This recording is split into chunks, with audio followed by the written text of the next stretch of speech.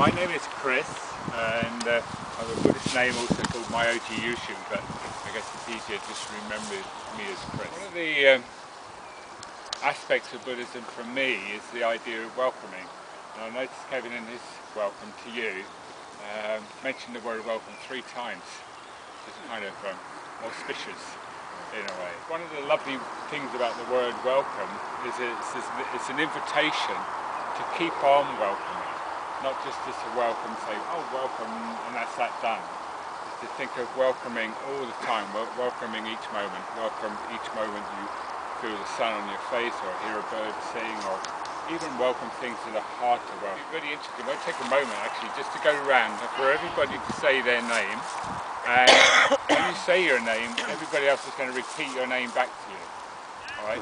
And that's a little ritual of actually when you hear your name back to you, kind of saying, oh yes, I'm here, this is where I am, right?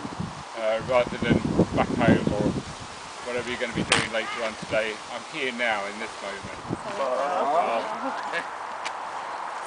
I'm going to mention 3 trees in the life of the Buddha. And the first one is a story about the Buddha's birth. Now when the Buddha was born, probably nobody knew who he was and just an ordinary person. I should say the Buddha is just an ordinary person, a man, not a god or anything of that sort, just like us. But subsequently people created stories about his birth as it being a special thing. And the story about his birth and his mother that I wanted to just share with you is his mother was pregnant and she was walking along through the woods and she felt the urge to give birth come to her. And because this was a very special person inside, the idea was there weren't a lot of birth pains. So what she did was lean across and take hold of a tree, as you are doing now, quite a small one, a sal tree in fact, leant to it, moved her legs a little bit, child just stopped, no pain, nothing. Very auspicious start to the life of the Buddha. One thing that is most famous and most important, I guess, is that he found enlightenment. Now what enlightenment is almost impossible to explain unless you actually find it yourself. But we can tell you how he did it. That after trying various different ways of learning the truth about life, the reality of the world, he came into a wood and he found a tree. It was actually a Bodhi tree, a kind of fig, but for now this beech tree will do as an example. And he sat underneath it and he meditated. And he sat for a number of days. Eventually a kind of light bulb went on and he saw the nature of the world as it was. So that was a very important thing to do. And the meditations that we'll try a little bit later on maybe just give you a feeling for what he was trying to experience. Most of his teachings were about trying to explain how to meditate and how to reach this state. And at the age of 80, approximately, he passed away. And he knew he was going to die, so the story goes. And he came and lay down in a comfortable place beneath some trees. He said a few final words to his disciples, closed his eyes and died. And the trees started to shed their leaves and flowers down onto his body. He covered the body in flowers and petals and leaves. Bringing ourselves as best we can into this moment. Because that's what the Buddha was actually not just trying to do, actually did when he sat for those days under the Bodhi tree and reached enlightenment. Instead of looking around you and seeing things, you can begin to just notice what you're hearing. And we'll use our eyes, we'll actually focus on what we can see.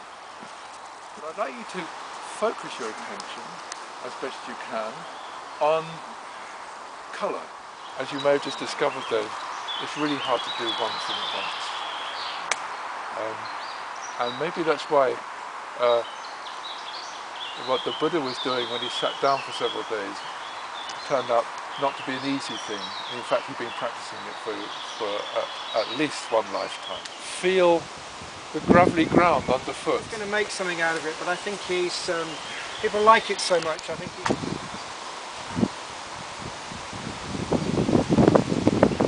Everybody recognises the smell.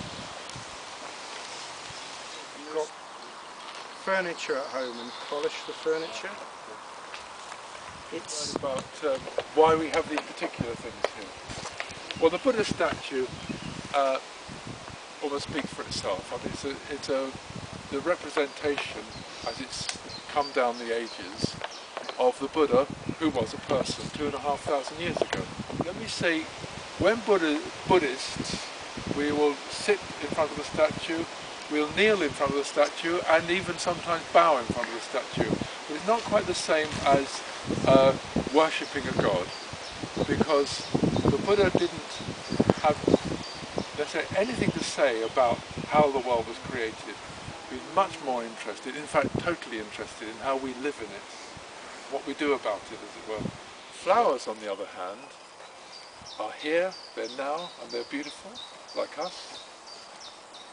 And tomorrow we know that they will be faded and gone, like us.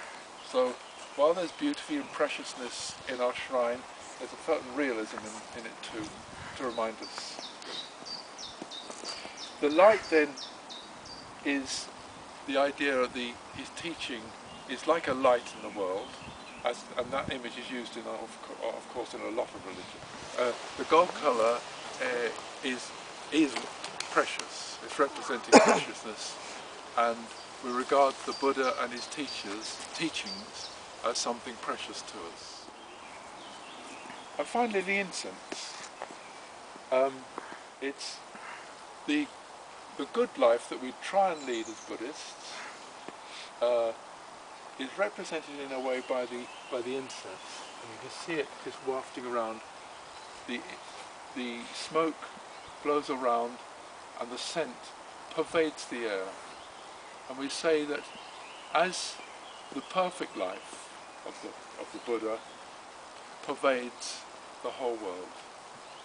To use some sort of movement meditation is really quite important, particularly if you're going to practice long periods of sitting meditation. You also need to be doing some movement. The form of movement I do most regularly is something called Qigong, and there are lots of different forms of Qigong. Qi basically just means energy, and Gong means practice, so it's just a practice of energy.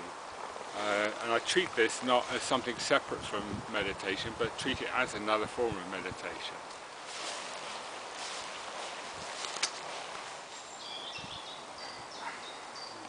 Down to the fingers, and then on the other side, on this side, of negative energy, and focusing on your fingertips. I enjoyed the few bits that I did. oh my god, that was Ignore them, they're fine. a maze is where you get lost. A labyrinth is where you find yourself. And it's a route that you walk along. You can see it behind me here. And it comes to one central point. So you can't get lost. You get to the middle and you walk out again. But what it means is you don't have to think about where you're putting your feet. You don't have to decide which way to go. So you can, if you wish, focus on thinking about things, meditation. So walking meditation is an ancient practice in many, many different traditions. There's a Latin phrase, solvitur ambulando, solved by walking. So many aspects of our difficulties in life can be solved by walking. I remember if I've had difficulties with somebody, if I go for a walk with them, I can have a much freer conversation than if I'm sat next to them.